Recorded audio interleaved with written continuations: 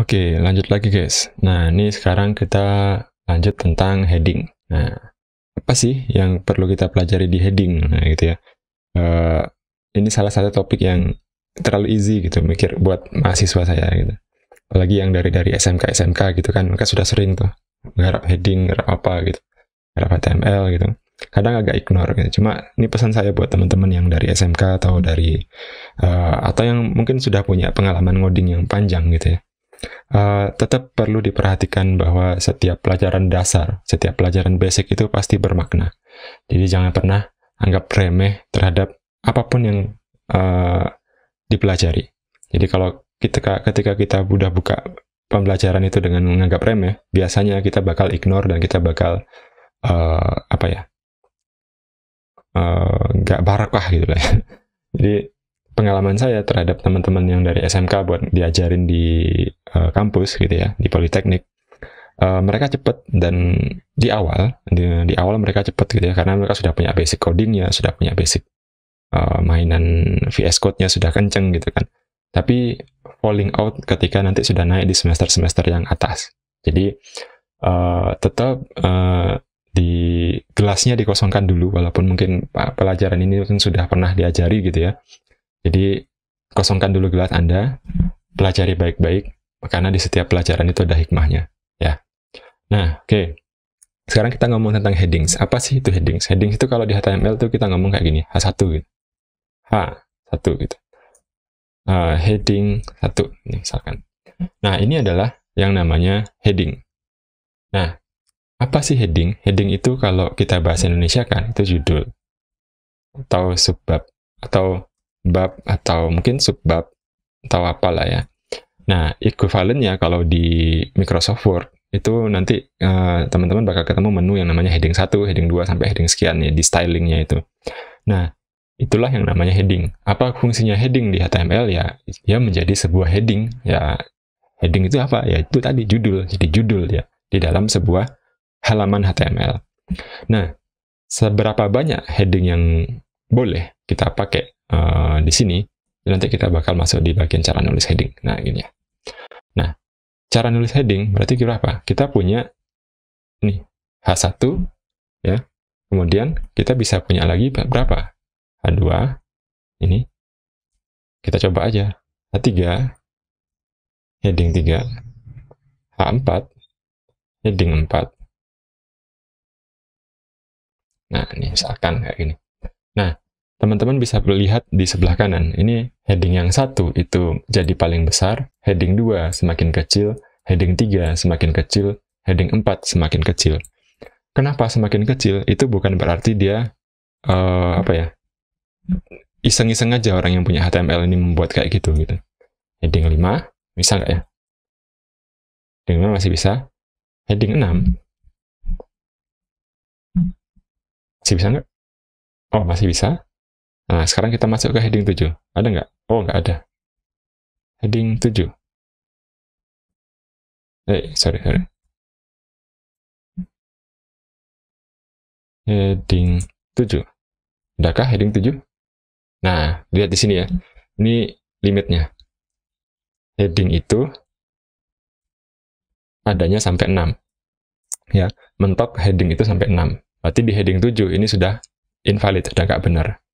Nah, apakah makna? Nah, ya, apakah makna dari heading? Ya, tadi itu, heading itu menunjukkan judul. Dan teman-teman lihat di sini, dia dari heading 1 turun ke bawah semakin kecil. Berarti secara UI UX, nah, ini ngomong UI UX ini. Dari H1, ini yang paling penting, H6 adalah yang paling nggak penting.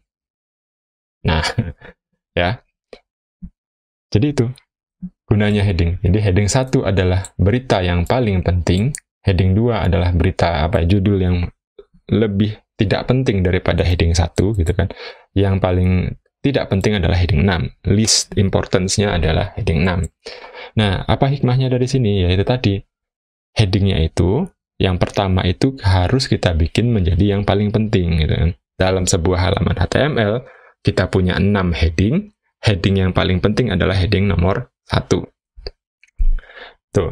Nah, kenapa kok ada heading itu dari 1 sampai 6, ya kan? Kenapa kok ada yang dari 1 sampai 6? Karena kita bisa bikin ini kayak chapter 1, kemudian ini adalah misalkan ya, ini misalkan bab 1, ini adalah 1.1.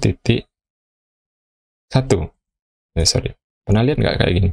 Kemudian kita ganti 1.1.1. Kemudian ini kita ganti 1.1.1.1, ini kan? lagi semakin dalam nih, semakin dalam. Nih. 1.1.1.1.1. Nah, pernah lihat struktur yang kayak gini? Nah, itu adanya di mana? Adanya di laporan skripsinya teman-teman nanti, gitu ya. Nah, jadi yang paling penting adalah apa? Yang paling penting adalah secara urutan prioritas adalah H1. H2 semakin turun, H3 semakin turun, H6 semakin turun. H6 adalah yang paling kecil. Jadi subbab ke-6 ya, itu yang paling kecil. Oh, ini subbab 1, subbab 2, subbab 3, subbab 4, subbab 5 ya. Subbab 5 itu kita kasih di heading 6. Makanya mungkin di Word juga heading itu mentok sampai 6 gitu kan. Nggak ada yang sampai 7. Nah, apa best practice-nya? Nah, ini sekarang nih. Ini yang kalau katanya Pak Romi itu dosen mengajar itu yang dicari best practice-nya, bukan ininya, bukan ini. Ini kamu bisa pelajarin di video-video mana aja bisa gitu kan. Tapi kalau menurut Pak Romi Satria Wahono itu yang dicari dari mahasiswa itu mencari dari ketemu sama dosennya itu adalah apa sih best practice-nya. Oke, sekarang saya kasih tahu. Best practice-nya adalah ini kalau beberapa tahun yang lalu ya. Jadi Google hitung indeks halaman HTML based on HTML-nya ya. Dia nggak tahu tuh halamanmu itu judulnya apa, keywordnya apa, dia nggak tahu. Nah, buat dia biar lebih tahu, maka perlu ini ya, taruhlah keyword yang dituju, ditarget misalkan, di tag H1. Kenapa? Karena H1 itu adalah judul. Nah, jadi H1 akan menjadi kayak lebih penting di target, lebih penting di scrape daripada yang lainnya. Bakal menjadi acuan oleh search engine. Spider-nya search engine itu bakal menganggap H1 adalah sebagai elemen yang penting. Nah, lucunya, nah, ada yang bikin, ini saya pernah nemu nih, ada yang bikin judul yang penting ditaruh di H2. Di H1-nya dia kasih yang lain gitu kan. Jadi nggak nyambung. Nah, walaupun mungkin bisa secara CSS, bisa secara tampilan, H2 itu dibuat lebih besar hurufnya atau lebih besar ukurannya daripada H1. Tapi nggak bisa kayak gitu juga, guys. Jadi ya, karena si spider-nya itu bakal nge-scraping aja. Dia nggak bakal ngelihat tampilan yang ini, dia nggak bakal ngelihat ukuran fontnya, dia bakal ngelihat adalah struktur HTML-nya. Ketika ada H1 dan H2, maka yang lebih penting hierarkinya menurut dia adalah H1. Nah, itu ya. Nah, demikian juga dengan ketika nanti teman-teman kalau bikin CSS untuk tipografi, ya, maka H1, H2, sampai H6, ya jangan disamakan. Ya. Ketika buat CSS tipografi, H1 fontnya paling besar. Sampai nanti H6 fontnya paling kecil. Jangan dibalik ya, walaupun memang bisa gitu kan. Jadi pernah juga ketemu itu CSS yang rada aneh. Jadi tipografinya H6-nya lebih besar daripada H5 atau apa ya, nggak tahu juga tujuannya apa. Jadi tapi based on ini ya, ini dan best practice yang sebelumnya, maka sebaiknya kalau bikin tipografi ya H1 itu yang paling besar ya. Ini mungkin terkesan sepele ya, tapi ketika kamu salah dalam membuat seperti ini, kamu diduga tidak kompeten gitu, guys. Oke. Nah, itu dulu hikmahnya, apa yang bisa kita pelajari dari heading ini ya, walaupun terlihat sederhana, tapi ini menjadi sebuah basic yang penting untuk teman-teman semua ketahui dan teman-teman semua pelajari.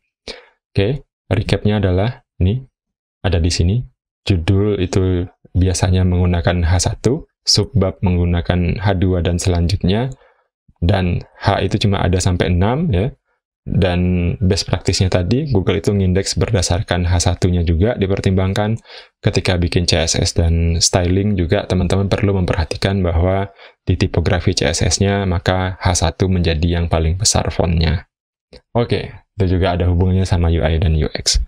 Terima kasih sudah nonton. Jangan lupa di-like, di-share, dan di-subscribe. Semoga bermanfaat. Assalamualaikum warahmatullahi wabarakatuh.